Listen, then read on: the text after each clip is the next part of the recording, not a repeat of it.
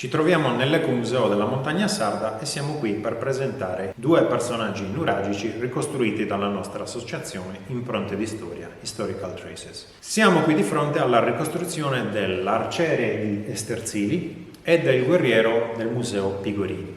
Sono due bronzi molto diversi tra loro, ma sono accomunati dal fatto di essere stati costruiti e realizzati dalla stessa cultura. Siamo verso la fine dell'età del bronzo e l'inizio dell'età del ferro nella Sardegna nuragica e questo è il prodotto della più grande espressione artistica che abbiamo per il tempo, che è quella della bronzistica figurata. Al lato l'arciere di Esterzili. Questo bronzo venne rinvenuto nel megaron o tempio doppiamente in antis di Domu de Urgia. Il personaggio è così realizzato. Presenta il cosiddetto elmo a bustina con delle corna veramente particolari che si uniscono quasi all'apice, quasi venendo a toccarsi. Interessante, il corno anteriore passa di fronte alla cresta della bustina, mentre quello posteriore è posto in mezzo a queste due gobbette. Per il resto presenta un curioso visierino che è presente anche negli elmetti degli arcieri, ad esempio da Serri, da Santa Vittoria dei Serri. Per il resto questo bronzetto è interessante perché presenta una grande somiglianza ad esempio con gli arcieri da Sardara, arcieri con armatura borchiata.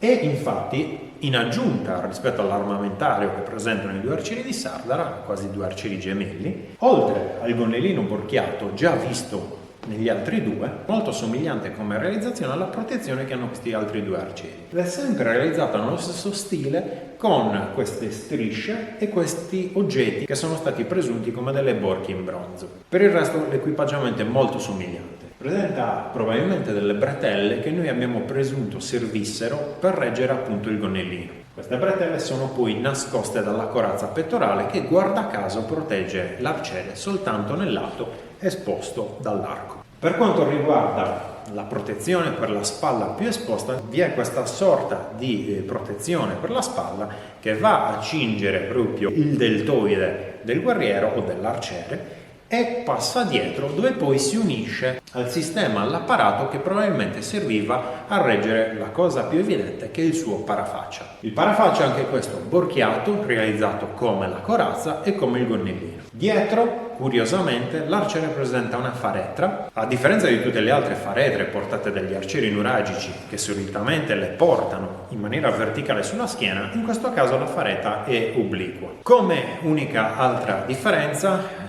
rispetto al bronzetto originale e rispetto agli arcieri di Sardara, questo arciere presenta anche una protezione per la mano, ma soprattutto per la parte più esterna della mano che regge l'arco, che probabilmente serviva proprio a difendere l'arciere dall'attacco delle frecce nemiche.